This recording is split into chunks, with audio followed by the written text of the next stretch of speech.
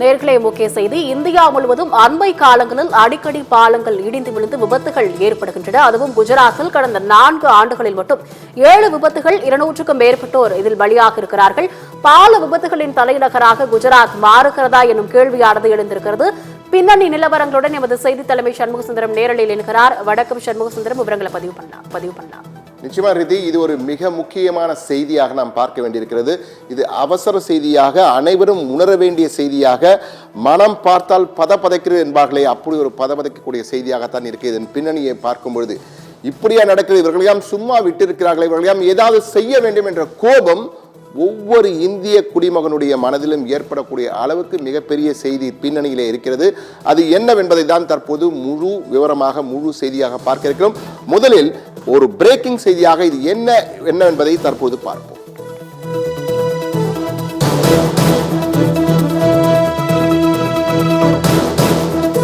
குஜராத் மாநிலத்தில் திடீரென உடைந்து விழுந்த கம்பீரா பால விபத்தில் பலி எண்ணிக்கை 16 உயர்ந்துள்ளது.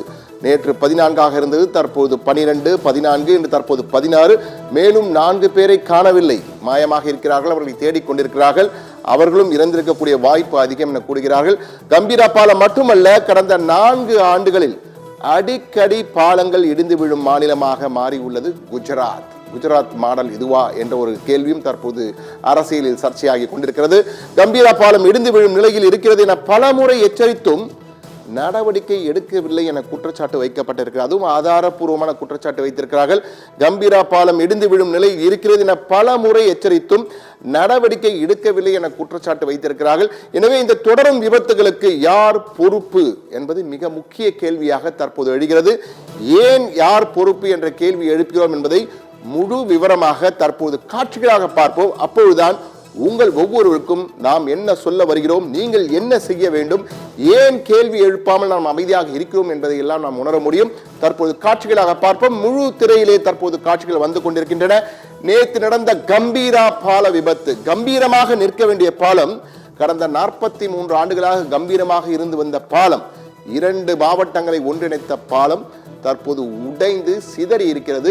உடைந்து விழுந்து, அதுவும் எப்படி இருக்கிற அந்த காட்சிகளை நீங்கள் பார்க்கும்போது நம்மால் உணர முடிகிறது எந்த அளவுக்கு அந்த பாலம் இடிந்து விழுந்திருக்கிறது என்று.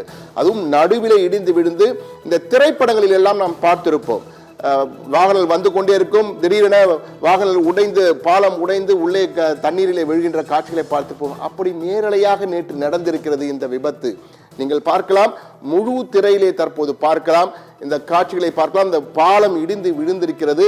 இடிந்து விழுந்து தற்போது ட்ரோன் காட்சிகள் மூலமாக நாங்கள் எடுத்திருக்கோம். எந்த அளவுக்கு அந்த பாலத்தின் உடைந்திருக்கு, எப்படி உடைந்திருக்கிறது பாருங்கள். ஏதோ ஒரு தீவிரவாதிகள் வெடி வைத்து தகர்த்தது போல தனித்தனியாக துண்டு துண்டாக பாலம் 2 துண்டுகளாக நிற்கின்ற காட்சிகளை பார்க்கிறோம். அப்பாவி மக்கள், இதற்காக ரோட் டாக்ஸ் நாம் செலுத்துகிறோம், வாகன வரி செலுத்துகிறோம். இதை தவிர்த்து இந்த வரி, அந்த வரி, ஆது வரி, இந்த வரி என ஏகப்பட்ட வரிகளை செலுத்துகிறோம்.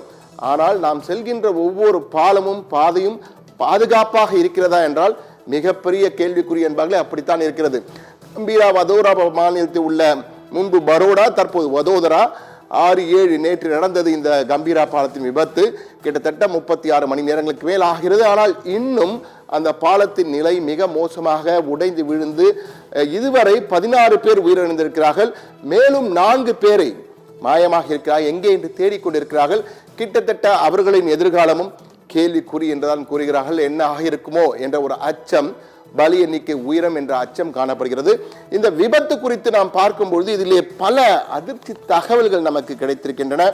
இந்த பாலத்திலே 3 ஆண்டுகளுக்கு முன்பே, இந்த கம்பீரமாக இருந்த 43 ஆண்டுகளாக வீட்டிற்கும் இந்த கம்பீரா பாலத்திலே 3 ஆண்டுகளுக்கு முன்பே, அதாவது 2022 ஒரு அன்யூஷுவல் வைப்ரேஷன், அதாவது வழக்கத்திற்கு மாறாக அதிர்வுகள் ஏற்படுகிறது என்று இந்த பாலங்களிலே பயணித்து வருவோர் தொடர்ந்து புகார் தெரிவித்திருக்கிறார்கள்.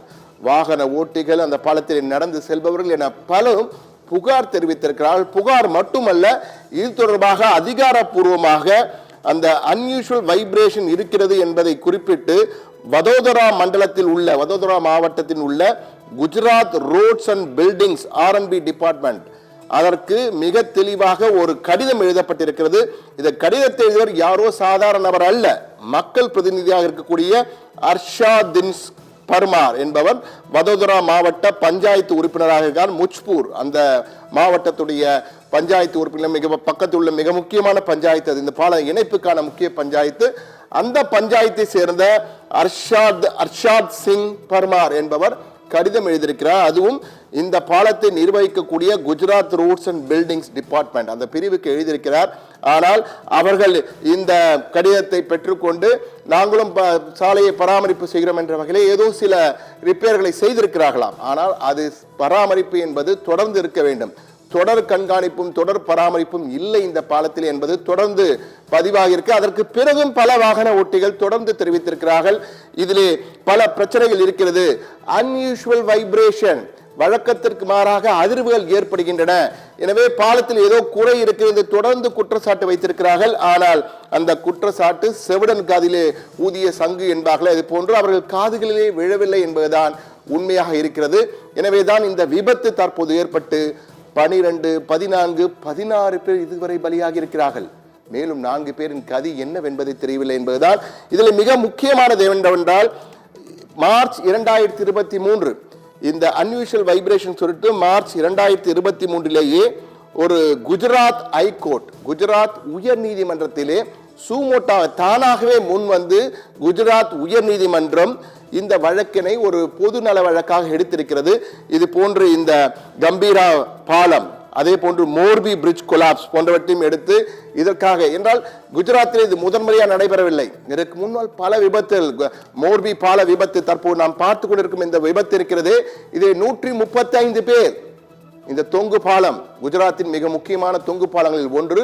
135 பேர் திடீரென 500, 200, 150 பேர் நிற்க வேண்டிய இடத்தில் 500 பேர் ஒரு நேரத்தில் நின்றிருக்கிறார்கள். அந்த பாலம் உடைந்து விழுந்து 135 பேர். இந்தியாவின், ஏன் இந்தியா மட்டுமல்ல உலகிலே மிக மோசமான பால விபத்தில் ஒன்றாக அது மாறியது. இன்னும் பலரை காணவில்லை என்றெல்லாம் கூறிக்கொண்டிருக்கிறார்கள். 135 என்று கூறிய பலி எண்ணிக்கை. எனவே அந்த விபத்து நடந்த பொழுது உயர் நீதிமன்றம், குஜராத் உயர் நீதிமன்றம் சூமோட்டோவாக அந்த வழக்கினை தானாக முன்வந்து எடுத்து உடனடியாக விசாரணைக்கு அமைத்து தொடர் கண்காணிப்பும் தொடர் பராமரிப்பும் நடைபெற வேண்டும், அதை உறுதி செய்ய வேண்டும், இல்லையினால் கடும் நடவடிக்கை எடுக்கப்படும் என குஜராத் உயர் நீதிமன்றம் எச்சரிக்கை விடுத்தது. அந்த எச்சரிக்கைக்கு பிறகும் தற்போது பால விபத்துகள் என்பது குஜராத்திலே தொடர்கதையாக மாறி வருகின்றன.